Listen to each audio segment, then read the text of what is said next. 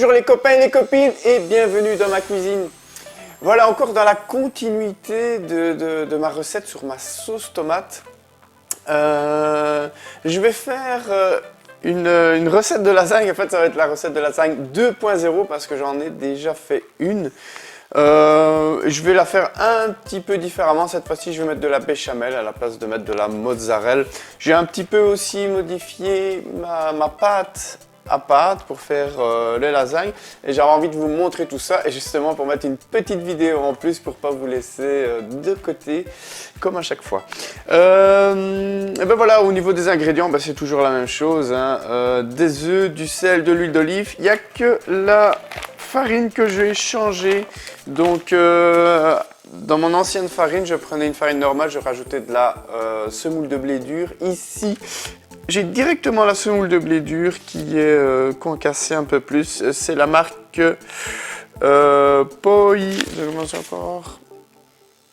Poyati. Ouais, je crois que c'était Poletti, mais c'est Poyati.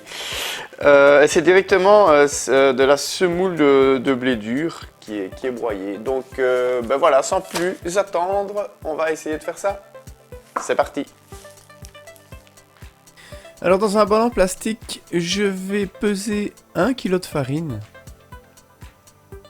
Ensuite, je vais creuser un puits au milieu de celle-ci et y incorporer 10 œufs, de l'huile d'olive, du sel et un petit peu d'eau.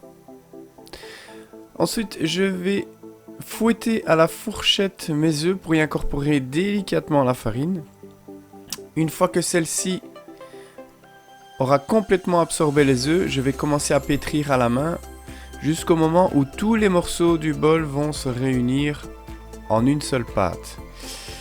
À ce moment-là, je vais pétrir à peu près 10 à 15 minutes. Une fois que ma pâte est devenue bien élastique et bien lisse, je vais la mettre dans un film fraîcheur et la laisser reposer à peu près 1h30, 2 heures. On peut très bien la faire la veille et la mettre au frigo et ensuite la sortir 2 heures avant.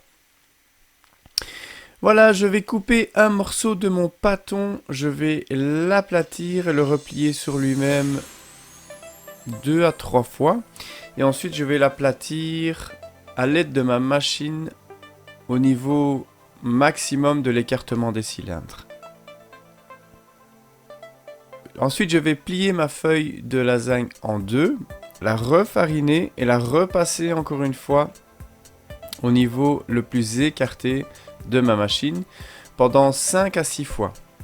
Ensuite, je vais couper ma feuille en 3 morceaux et je vais commencer à réduire l'écart entre mes cylindres jusqu'au moment où je vais arriver à la taille minimale des cylindres pour avoir une feuille très très fine.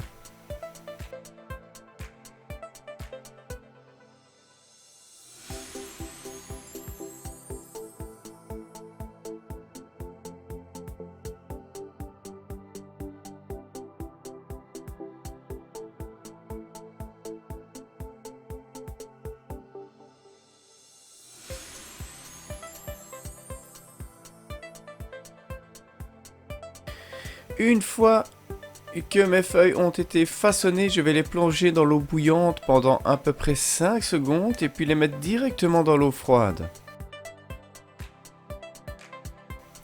Je vais mettre une petite louche de sauce tomate dans le fond de mes boîtes et je vais commencer à alterner une feuille de lasagne, une couche de béchamel, une feuille de lasagne, une couche de sauce tomate.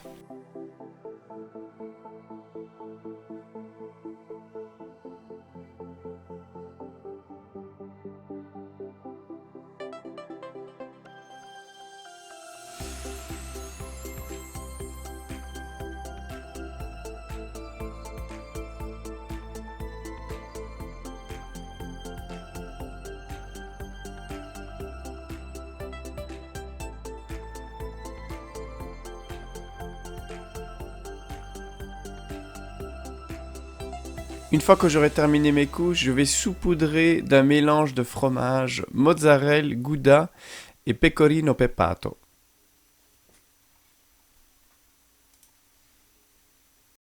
Et voilà les copains et les copines, je viens terminer les 6 premières lasagnes. Donc vous avez vu comment j'ai fait, j'ai alterné les couches avec de la béchamel, de la sauce. La dernière couche, béchamel, sauce. Et alors j'ai fait un mélange mozzarella, beaucoup plus de mozzarella et un petit peu de pecorino au poivre pour donner une petite touche poivrée aussi dans le gratin du dessus.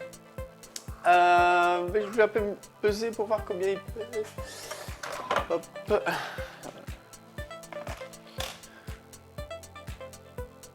Alors, ici on a une lasagne qui fait 950 grammes. Donc je vais encore en faire, je n'ai pas encore terminé ici. Je vais en faire 18 à peu près avec 2 kg de pâtes et la sauce que vous avez vue là. Ça se congèle très facilement. On les sort du four, 170 degrés pendant 15-20 minutes et hop, voilà, on mange. On passe une grosse journée à les faire, mais après on est tranquille quand même assez longtemps. Voilà, sur ces faits, enfin, je n'ai pas encore terminé, je vais retourner à mes fourneaux.